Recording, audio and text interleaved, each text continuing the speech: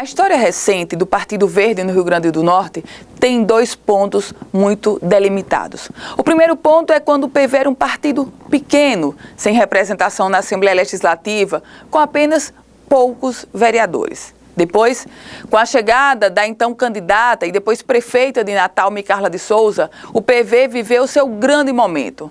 Ganhou a prefeitura do maior colégio eleitoral do Rio Grande do Norte, o PV passou a ter assento na Assembleia Legislativa, teve uma das maiores bancadas da Câmara Municipal de Natal. Esse foi o segundo capítulo do PV.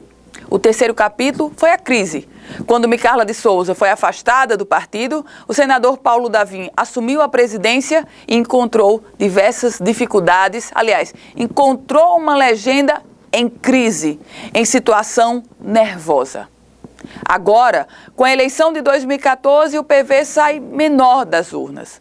O PV teve um candidato à reeleição para a Câmara dos Deputados, o deputado federal Paulo Wagner, que não foi reeleito. O PV não conseguiu eleger nenhum deputado estadual.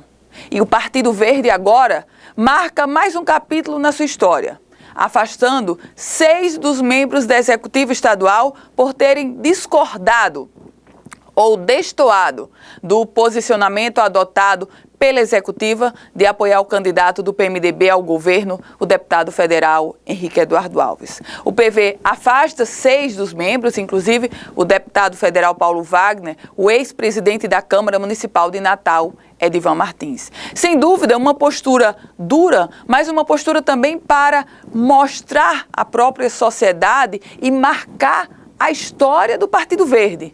Uma história de que não aceitará a discordância de membros da própria Executiva para uma postura assumida pela Executiva.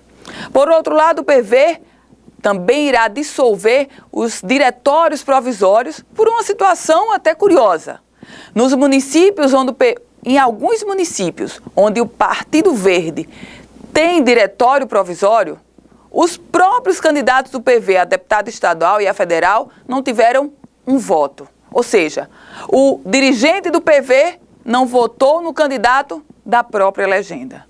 São situações curiosas e tristes, uma mostra, por que não dizer, de infidelidade partidária. Exatamente por esse cenário, o PV irá dissolver as executivas ou os diretórios municipais e já afastou 6 dos membros da executiva. Mas o desafio do PV não é só essa determinação já posta pela direção estadual. O novo desafio do PV é a reconstrução da legenda. O partido saiu menor das urnas de 2014 e precisa reconstruir para não voltar a uma situação de um passado recente de um pequenino partido. O desafio de quem está no comando do Partido Verde, e esse desafio principal é do senador Paulo Davim, é tentar reconstruir o partido para, se tropeçou em 2014, tentar retomar com força e maior nas urnas de 2016.